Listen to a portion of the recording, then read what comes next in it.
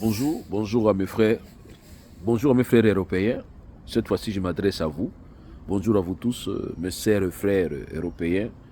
Je vous apprécie, je vous aime beaucoup parce que moi, en arrivant en Europe, quand j'étais encore en Afrique, j'avais une impression de, euh, en fait, j'avais une autre idée de l'Europe, j'avais une autre idée de l'Européen, j'avais vraiment une autre idée. Mais quand je suis arrivé, c'est enfin que j'ai découvert qu'il y avait une autre Europe. C'est-à-dire, tout ce que je croyais de mal de vous, je ne l'ai pas senti. Oui, c'est comme j'ai toujours dit qu'il y a les vrais et les ivrés. Les vrais et les ivrés. Il y a les bons et les mauvais. Mais en tout cas, j'ai découvert les mauvais, les bons. J'ai découvert les côtés bons des Européens. Ça, j'avoue. Surtout la France. Oh, la France. J'ai aimé la France à partir de Louis de Funès. Quand j'ai regardé les films de Louis de Funès, rappelez-vous, Gendarme à New York. Quand tous criaient la France, la France, la France. Et finalement, il y avait la Marseillaise et tout le monde était au garde-fou. Voilà pourquoi j'ai toujours aimé la France. Là, je n'étais pas encore en France, je ne suis pas encore arrivé en France, mais j'avais déjà un amour pour la France. Et la France est un pays de valeurs. Même rien que sur leur devise, vous allez vous rendre compte. Et aussi, rien que sur leur histoire. Parce que je vous rappelle que la France, nous avons presque une même histoire. La France aujourd'hui est bâtie sur base d'une grande révolution. Et cette révolution a révolutionné tout le monde. À telle enseigne que l'acte reconnaissant la Convention des droits de l'homme, c'est le fruit d'un effort français. Voilà pourquoi moi j'aime la France et j'aime l'Europe. Je voudrais aujourd'hui réagir un peu par rapport au débat que nous suivons à la télévision. Je passe trop mon temps à suivre les débats français. Oh, j'aime ce débat. J'aime ce débat parce que je me dis qu'il y a la liberté. Chacun peut dire ce qu'il veut. Il y a le respect. Vous sentez qu'il y a le respect. Chacun exprime, dit ce qu'il pense. Ben, là, j'aime. Mais il y a un côté que je n'arrive pas à comprendre. Ce côté haine, ce côté racisme, ce côté haïr les juifs, ce côté haïr les arabes par rapport à leur race. Vous haïssez les gens par rapport à leur race, par rapport à leur religion, par rapport à leur origine. Ça, c'est ce que je ne supporte pas. On peut avoir des différences, oui, mais nous échangeons, nous sommes des humains. Au-delà de tout, nous sommes des humains. Ça, c'est important. Il faut vraiment se mettre en tête. Nous sommes humains. Nous sommes des êtres humains. Même couleur de sang. On peut avoir des divergences. Mais on ne doit pas quand même se faire du mal parce que nous sommes différents. Non. Voilà pourquoi est-ce qu'aujourd'hui, je voudrais m'exprimer pour exprimer mon regret face à ces discours contre les juifs, face à ces discours contre les arabes, face à ces discours contre l'étranger. Étranger. J'attends des mots comme, les phrases même. Je m'excuse, hein, je suis né dans une zone tropicale. Ça fait tellement froid. Si l'immigration, la France est submergée par l'immigration. Ça, c'est un discours. Un discours venant d'un grand monsieur, que je respecte, qui a une histoire, qui a une grande histoire. Ce monsieur que je respecte, que je ne peux pas oublier parce que mon fils est à Pau. C'est là où le monsieur est. C'est ses origines. Je n'oublierai jamais Bayrou. Mais quand il tient ce genre de discours, je me suis posé une petite question. Je voudrais dire à monsieur Bayrou, est-ce que vous comprenez ce que vous dites, ou soit vous écoutez réellement ce que vous dites, ou soit parce que vous êtes obligé de dire ce que vous dites. L'immigration. Est-ce que connaissez-vous le premier flux d'immigration d'un peuple vers un autre peuple? Que c'était l'Europe qui est venue en Afrique en 1434. C'était l'Europe qui est venue en Afrique. Donc ça dit, ce que nous vivons aujourd'hui, nous les avons vécus en 1434. C'est l'Europe qui est venue, soi-disant, par aventure, chercher à découvrir l'Afrique. Les Africains, nous n'avons pas eu de moyens pour venir ici. Il n'y en avait pas. C'est vous qui êtes venus en premier, chez nous. Et j'ai lu un livre, un ouvrage d'un grand monsieur, monsieur Hubert Deschamps. Et son livre, c'est l'Europe qui découvre l'Afrique. Donc, vous sentez que c'est l'immigration, c'est-à-dire c'est l'Europe qui vient pour découvrir l'Afrique. Et aussi, vers la Première Guerre mondiale, vous nous avez emballés dans une crise, dans un conflit qui n'était pas nôtre. Rien à voir. Et c'est un peu de voir l'histoire, quand vous réalisez l'histoire en ce qui concerne la Première Guerre. Des causes lointaines et des causes proches. L'Afrique n'y était pas. Mais vous nous avez emballés parce que nos ancêtres sont venus combattre pour l'Europe. L'Europe libre. Ok. J'ai aussi l'histoire des 40-45. Nous sommes encore embarqués dans cette histoire de la guerre. Mais si vous voyez bien les raisons, causes lointaines et causes proches, l'Afrique n'y était pas. Mais ici, nous saluons quand même la bravoure de nos vieux, que vous appelez le tirailleur sénégalais. Il y a eu des Africains qui sont venus. Moi, je me rappelle dans notre pays, ce que nous appelons aujourd'hui les anciens combattants. Les anciens combattants. Ils sont venus intervenir ici chez vous, dans votre sol. Ok, et l'histoire renseigne même qu'il y a eu des indemnités de tous ces gens-là que la Belgique aurait perçu et perçoit. Eh bien, écoutez, les efforts de guerre, vous êtes partagé le butin. Les Africains ont versé du sang. Et aujourd'hui, ces flux immigratoires qui arrivent chez vous, certes, c'est aussi un autre problème. Et ces problèmes, vous les décrivez très bien. Trouvez des solutions ensemble. Ne nous haïssons pas. Ne nous jetons pas des pierres. Trouvons des solutions. Nous finirons par trouver des solutions. Parce qu'il y a des côtés immigratoires. Il y a des facettes d'immigration. Il y a cette immigration, les gens qui viennent chez vous.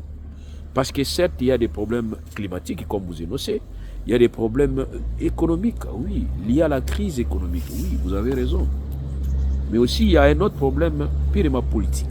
Certains qui sont chez vous, c'est parce qu'ils ont des craintes d'être chez eux, du moment où ils expriment leur façon de voir les choses, qui ne plaît pas aux dirigeants africains. Lesquels dirigeants que vous soutenez ces dirigeants. Eh bien, nous avons un accord fait, un engagement, que je peux appeler le droit de la Convention de 1951, que vous avez fait votre valeur pour voir dans la mesure du possible comment protéger ces gens qui viennent chez vous. Voilà la facettes immigratoires. Il y a des gens qui viennent chez vous parce qu'il y a un problème climatique là-bas, il y a un problème économique là-bas. Oui, certes, c'est vrai. Mais il y a aussi ces côtés politiques que vous avez entre vos mains la Convention de 1959 et 1951, Convention protégeant les apatrides et protégeant les réfugiés politiques. Ok. Alors moi je crois peut-être qu'il est important de ne pas faire l'amalgame. Quand vous faites l'amalgame, ça veut dire quoi? Pour vous, tout immigré est délinquant. Ça, je ne supporte pas. Non. Tout immigré n'est pas délinquant. Tout immigré n'est pas délinquant. Et ce qui est encore grave, quand vous parlez sur les mesures administratives que vous prenez, apparemment c'est comme si vous donnez accent que à cette catégorie de gens qui ont des sanctions administratives et qui délinquent chez vous. Tous ne sont pas des délinquants. Non, tous ne sont pas des délinquants. Si vous attrapez un délinquant, la loi est claire. Tout délinquant doit être sanctionné sur base de la loi du pays où il a commis l'infraction. Il faut les sanctionner individuellement parce qu'il y a des principes qui énoncent pour dire que l'infraction est individuelle. Pourquoi si un Algérien délinque en France, on doit pointer tous les Algériens? Pourquoi? Pour quelle raison? Moi, je ne vois pas la raison. Donc pour moi, je suis d'accord que quand quelqu'un délinque, il faut vraiment les sanctionner.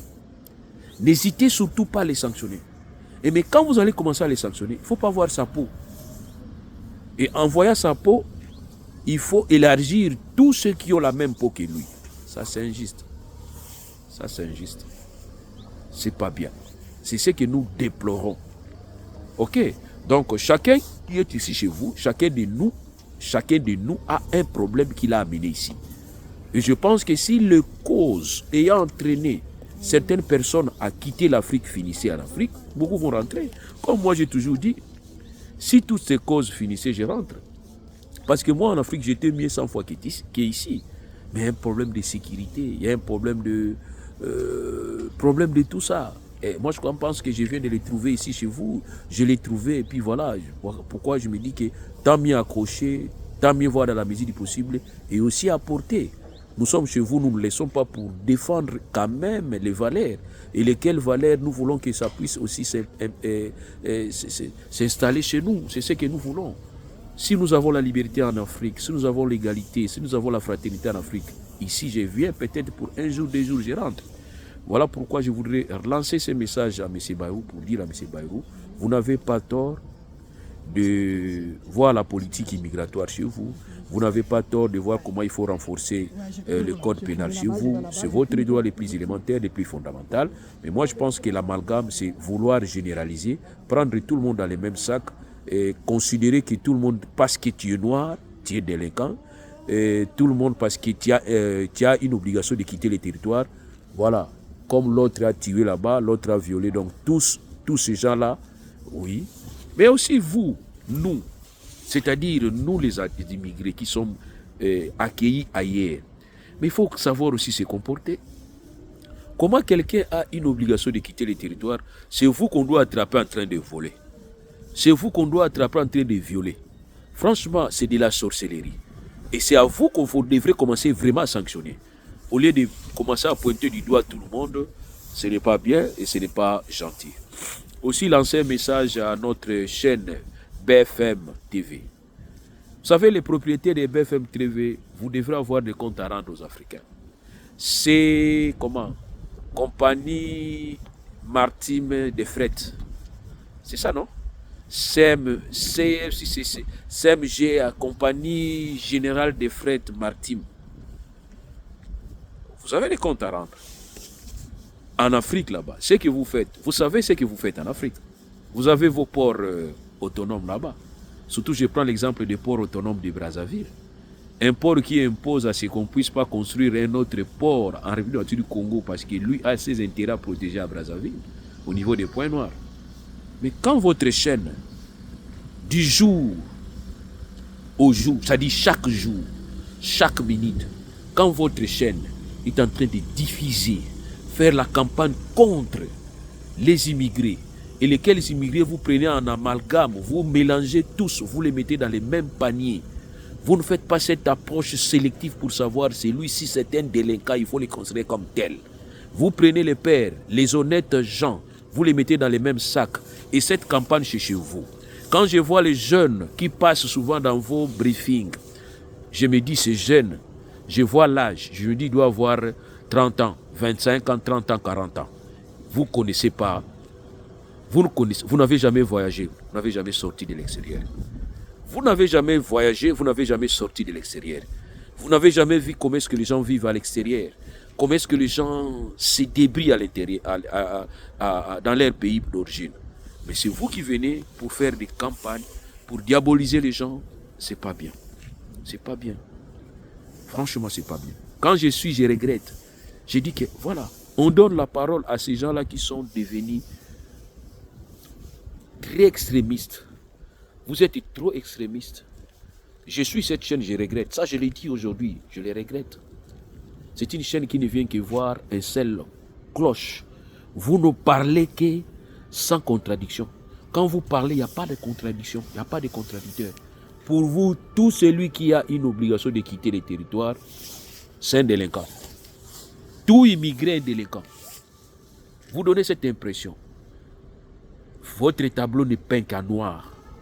C'est regrettable. Moi, je pense qu'il faudrait savoir donner aussi le ton aux autres, donner aussi la voix aux autres pour que ces gens-là s'expriment. C'est votre ligne éditoriale, parce que quand je suis vos débats, vous êtes trop penchés vers l'extrémisme. C'est ce qui est regrettable. Vous savez, il y a un autre élément important que vous devrez savoir. Nous aussi, nous avons eu à une époque des nationalistes qui croyaient qu'on doit chasser tout le monde pour laisser la place aux Africains. Mais aujourd'hui, ils sont arrivés au pouvoir. Beaucoup sont en train de gréver et manger des poussières. Hein. Ils sont là. Ils ont crié, il faut que tout le monde sorte, les étrangers sortez. Nous allons construire notre pays. Mais ils sont en train de boire, manger des poussières. Donc, vous autres, vous n'avez jamais dirigé. Je l'ai dit, s'il vous plaît, avec tout le respect, et que son âme se repose en paix, j'ai vérifié l'année où Jean-Marie Le Pen a dirigé comme président, je ne l'ai jamais vu. Comme Premier ministre, je ne l'ai jamais non plus vu. Comme Premier ministre non plus, comme ministre non plus, je ne crois pas. Tous ces gens qui passent comme des extrêmes, en train de s'attaquer contre les immigrés, c'est votre droit les plus élémentaires. Mais moi, je me pose la question, est-ce que avez-vous déjà dirigé? Il ne faut pas croire diriger une boutique ou soit diriger la maison, c'est égal diriger toute une république. Il y a des contraintes, il y a des réalités qui nous échappent, qui vous échappent. Voilà pourquoi ici je voudrais m'adresser pour dire que l'histoire de la France, c'est une histoire commune avec l'Afrique. Et que je veux vous dire aussi que l'immigration n'a pas commencé que les Africains quittent l'Afrique pour venir ici.